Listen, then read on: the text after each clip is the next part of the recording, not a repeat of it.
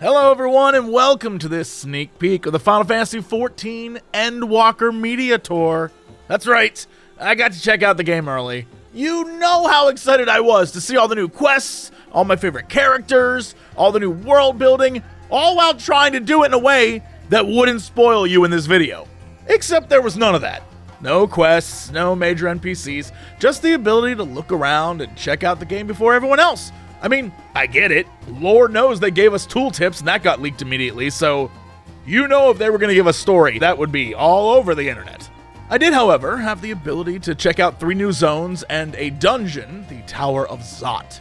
And so, I took it upon myself to check out the stuff I knew I would enjoy and then leave the deep dives to the cooler parts of the community. They'll handle it. This one's for me. So I started by doing the most important thing I could think of, recreating little JC. And then I went exploring. The first zone I had access to was a part of Thavnare, just outside of Razathan. The background should be pretty familiar to anyone who's seen the trailer. If you want to know more about Thavnare and Razathan, by all means, link up above to my lore video about the world of Hydaelyn. Wink, shameless promotion.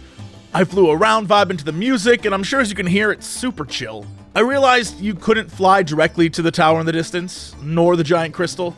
In fact, there were a lot of places and pieces of the world I simply couldn't get to. The giant elephants in the distance, that's the zone indicator for Razathan, and, you know, if you got close to it, it would just port you backwards.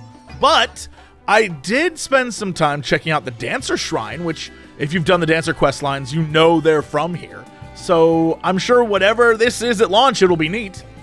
I also want to get a shot of this bad boy, because I love the design. Next, I went to Garlamald, which is in bad shape, and it looks like it's that way well before we arrive. Our forces have set up a camp just outside the city proper, but I mean, it's pretty much a wasteland. Of course, I'm totally fascinated by the cars laying around and the oil rigs and all that sort of crap. This very modern city in a world that's still riding chocobos.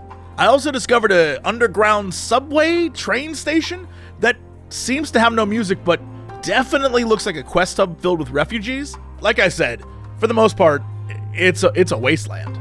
On the total opposite end of the spectrum was Old Sharlayan. This place is going to be a beautiful hub city with lots of life and characters to meet, I'm sure.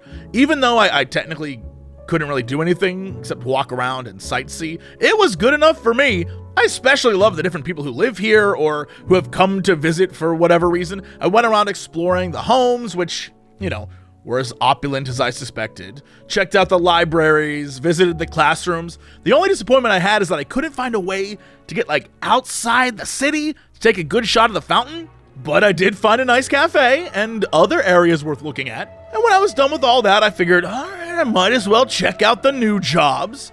So I did the most important research I could do on your behalf. What do weapons out run animations look like?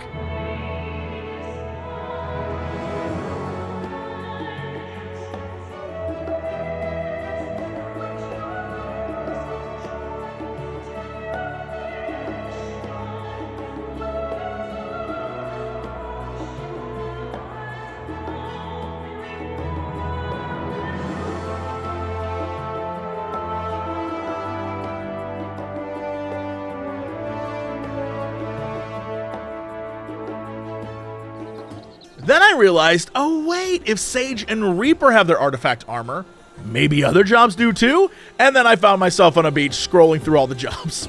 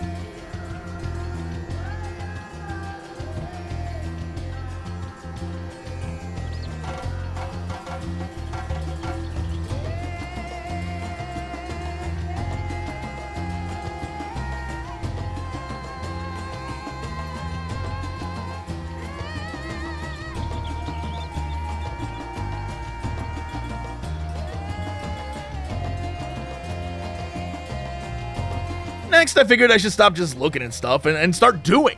Maybe come up with the cool Jesse's Pro Gamer Cool Guide tips for Sage and Reaper.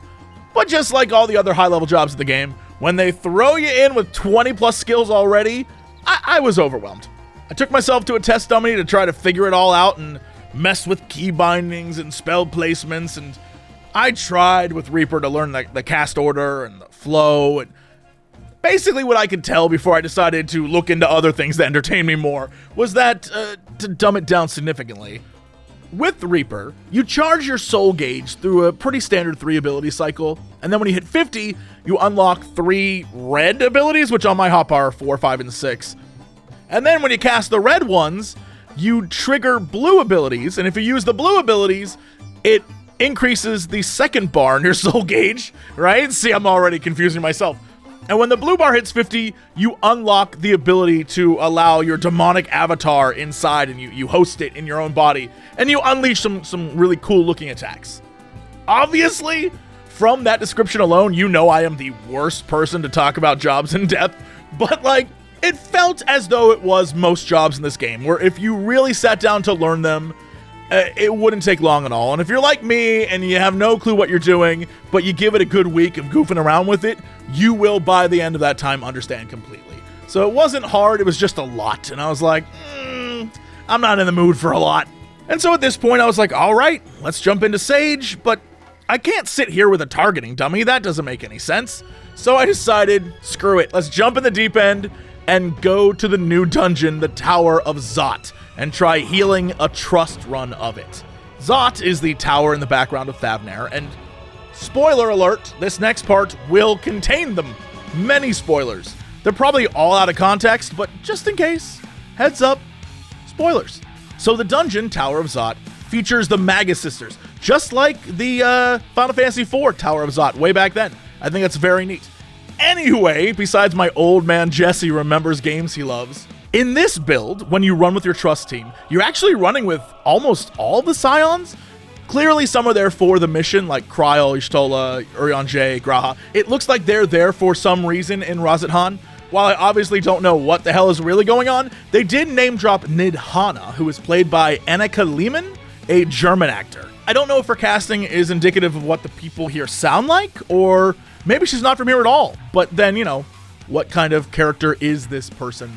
I have no idea, but Kryl appears to be trying to save her. As we made our way through the dungeon, I realized that while I thought I understood the basics of a Sage, I very much did not.